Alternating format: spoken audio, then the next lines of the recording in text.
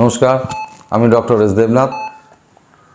আজকে আমি যে বিষয়টা নিয়ে আলোচনা করব এটা ভীষণ কমন, আপনাদের সবারই জানা। তবু আমি একটু আপনাকে বেশি করে জানানোর জন্যই আজকে এই ভিডিওটা তৈরি করা। বিষয়টি হচ্ছে গ্যাস্ট্রিক আলসার। গ্যাস্ট্রিক আলসার কি? গ্যাস্ট্রিক আলসার হলে কি হতে পারে, আপনি কিভাবে বুঝবেন, কি খাবেন কি খাবেন না, কিভাবে ট্রিটমেন্ট করবেন, এই হচ্ছে আজকে বলার বিষয়বস্তু। গ্যাস্ট্রিক আলসার হচ্ছে স্টমাকের মধ্যে মানে পাকস্থলীর মধ্যে একটা আলসার তৈরি করা। আর এর সঙ্গে সঙ্গে আরেকটু বলে রাখি, ডিওডিনাম আলসার, যেটা ডিওডিনামের মধ্যে হয়। ডিওডিনামে যদি ওখানে আলসার ফর্মেশন করে ডিওডিনামে, তাহলে সেটা হচ্ছে ডিওডিনাম আলসার। তো সাধারণত আমরা এটাকে একসঙ্গে পেপটিক আলসারও বলে থাকি, যেহেতু অ্যাসিড এবং পেপসিনের একটা মিশ্রণে ওখানে একটা আলসার তৈরি হয়, সেজন্য পেপটিক আলসারও বলা যেতে পারে একসঙ্গে। সাধারণত আমরা কাজের চাপে বা অন্য কোনো সমস্যার জন্যে ঠিক টাইম টু টাইম আমরা খাওয়া দাওয়া করি না। সকালের খাবার 12টা-1টায় খাচ্ছি, দুপুরের খাবার সন্ধ্যাবেলায় গিয়ে খাচ্ছি, রাত্রেবেলার খাবারটা 12টা-1টা-2টোর সময় খাচ্ছি। কখনো বা খাওয়ার সময়ই হলো না, কেউ খেলেনি না। কেউ কাজের জন্য সে বাইরে আছেন, বাইরের মশলাদার খাবার খাচ্ছেন, বাইরের জল খাচ্ছেন, বাইরে ভাজা পোড়া এই সমস্ত খাচ্ছেন। বা আজকে সমাজের উপরে দাঁড়িয়ে ম্যাক্সিমাম অনেক মানুষ আছেন যারা অ্যালকোহলটা নিচ্ছেন, সঙ্গে ভীষণ মশলাদার খাবার, মাংস, এই সেই এগুলো চপ সিঙ্গাড়া এই সমস্ত দিয়েই খাচ্ছেন। তাদের উদ্দেশ্য বলি, এগুলোকে বন্ধ করুন। এগুলোকে বন্ধ না করলে আপনি কিভাবে বুঝবেন যে আপনার গ্যাস্ট্রিক আলসার হচ্ছে? সেটা হচ্ছে, আপনি তো বুঝতেই পারছেন যে আপনার গ্যাস হয়ে যাচ্ছে, কিছু খেলেই আপনার পেটে জ্বালা করছে, কিছু না খেলে আপনি ভালো থাকছেন। এটা অনেক দিন পর, যখন আপনার আলসার ফর্মেশন হয়ে গেছে, আপনি যখনই কিছু খেতে যাবেন দেখবেন আপনার পেটের মধ্যে জ্বালা করছে, অস্বস্তি হচ্ছে, পেটটা ফুলে থাকছে, ঠিক করে আপনার পায়খানা ক্লিয়ার হচ্ছে না, গলা বুক জ্বালা করছে। আপনি ধরে নেবেন এটা আপনার গ্যাস্ট্রিক আলসার হয়ে গেছে। ঠিক উল্টোটা বলি, কিছু খেলেই ভালো লাগবে, আপনার সবসময় পেটের মধ্যে একটা ব্যথা হচ্ছে, গুনগুন করে ব্যথা হয়ে যাচ্ছে। আপনি কিছু খেলেন, ভীষণ ভালো লাগলো, কিছুক্ষণ আপনি স্বস্তিতে কাটাচ্ছেন। এটা হচ্ছে ডিওডিনাম আলসার।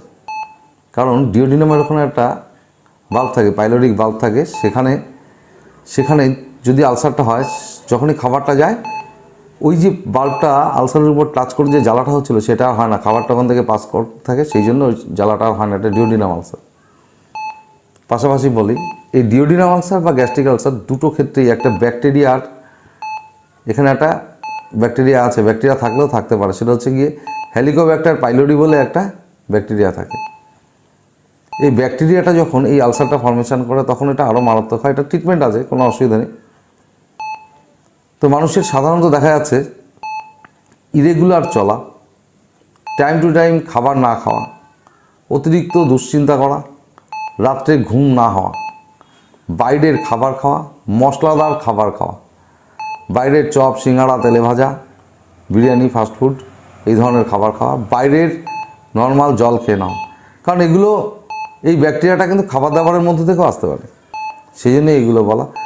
ইরেগুলার খাওয়া, সকালবেলা আপনি তাড়াহুড়ো করে অফিস চলে যাচ্ছেন বা কাজে চলে যাচ্ছেন, খেলেনই না, দীর্ঘক্ষণ টাইম আপনার স্টমাকটা ফাঁকা, এ থেকে আপনার গ্যাস্ট্রিক আলসার, ডিওডিনাম আলসার হতে পারে। এই যে খাদ্যাভ্যাস, যেটা খাদ্যাভ্যাসটা আপনাকে পরিবর্তন করতে হবে, খাবারের সময়টাকে মেনটেন করতে হবে।